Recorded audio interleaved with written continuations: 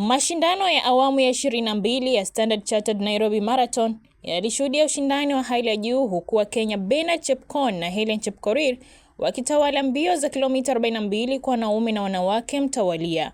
Chepkwony alimaliza kwa muda wa saa 2 dakika 11 sekunde 1, huku Chepkorir akivuka mstari wa mwisho kwa saa 2 dakika 27 sekunde 17.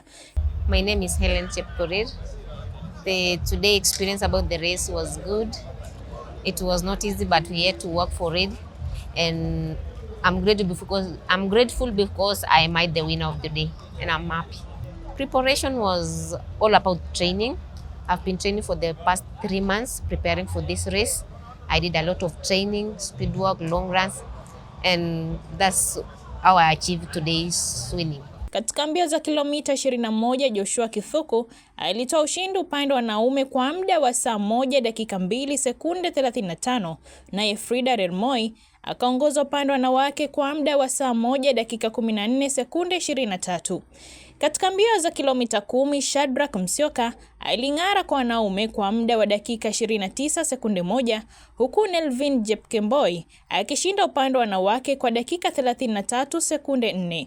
Kwa upande wa mbio za walemavu, John Wambua na Mary Tatu Jared walibeba mataji ya wanaume na wanawake mtawalia, wakimaliza kwa muda wa saa 1 dakika 29 sekunde 25 na saa 1 dakika 49 sekunde 47. Mashindano haya yalivutia wakimbiaji zaidi ya 30,602 kutoka mataifa 92 na kukusanya shilingi milioni 76 kwa miradi ya kijamii, kiwango kikubwa zaidi kuwahi kurekodiwa. Tangu kuanzishwa, marathon imechangisha zaidi ya shilingi bilioni 0.925 chini ya mpango wa Future Makers unaolenga vijana, wanawake na watu wenye ulemavu. Mkurugenzi mtendaji wa Standard Chartered Kenya, Kariuki Ngari, alisifu toleo la mwaka huu kuwa jumuishi na endelevu, likiwa na ushiriki mkubwa wa wanariadha wa kimataifa na zaidi ya wadhamini 40. I'm very excited about today for a couple of reasons. One is the record number of people who participated in today's marathon. We had over 30,600 registered participants. That's a record. We never had such a great number. Those people contributed over 75 million shillings to our Future Makers program, which is another record for the jobs that we want to do within the community. That is great. And then third, and also most important, is the sheer numbers, the fun that people have had. This is not just a question of contributions, but also going out to make fun, to stay healthy, and to keep fit. We look at the impact it has on the community, the impact it has on the general population, and the way it has grown to make the Standard Chartered Nairobi Marathon an international event. 3 years ago, we were accredited to be a world-level event, and it shows the amount of work that we've done. And to reach where we have reached, where we're even closing 1 month early, shows that's a testament of how popular it has become. So when I look into the future, I can only imagine it took us 22 years to get to 30,000.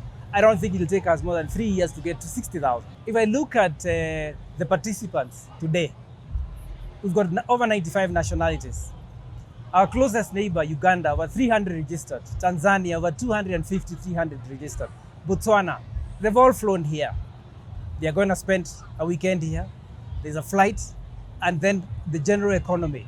We estimate, when we look at the impact, even how much is happening around this event today, it's in excess of 900 million.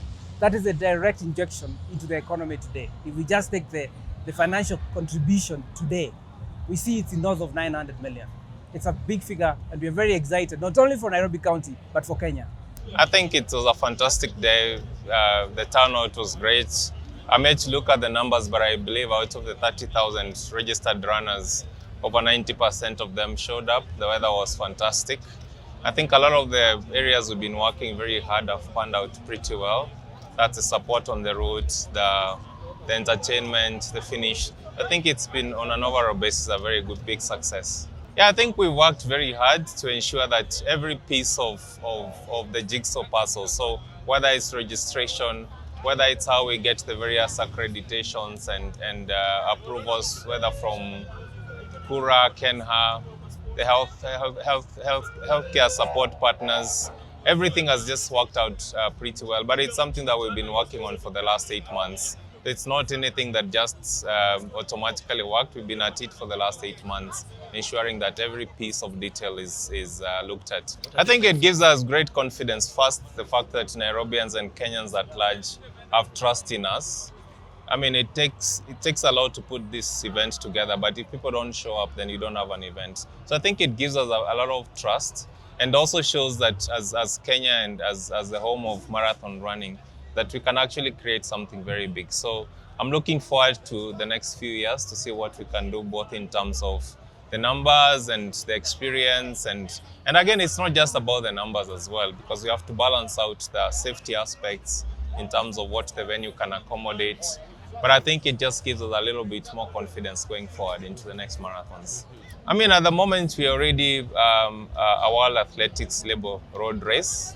I know people keep on asking when will the marathon become an about 8 or something. I think it's still quite far away, but we are working on it. And I think one of the areas of focus for us going forward is to increase the number of participants on the 42 kilometers race, because that's what will then give us a very good chance of being able to be recognized as a strong major race.